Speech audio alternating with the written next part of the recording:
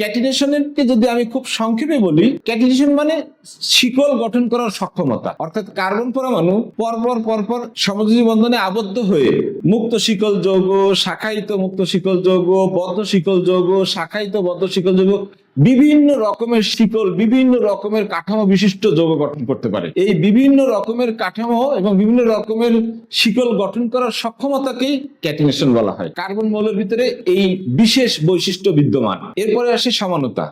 সমানতা হলো জাস্ট একটা আণবিক সংকেত দিয়ে অনেকগুলি অণুর সংকেত লিখতে পারার সক্ষমতা, এটাই হচ্ছে সমানতা। আর পলিমারকরণ হলো ছোট ছোট অনেকগুলি অণু পরস্পর যুক্ত হয়ে একটা বৃহৎ অণু তৈরি হওয়া। ভালো করে চিন্তা করলে দেখা যায় সমানতা এবং পলিমারকরণ এই দুইটি বিষয়ই ক্যাটিনেশনেরই একটা বিশেষ রূপ। সুতরাং আমরা যদি একটা কারণ বলি এবং প্রধান কারণ বলি জৈব যৌগের প্রাচুর্যতার, সেটি হলো কার্বনের ক্যাটিনেশন ধর্ম। এই ক্যাটিনেশন ধর্মের কারণেই কার্বন মৌল একাই প্রায় 2 কোটির মতো যৌগ তৈরি করতে সক্ষম হয়েছে।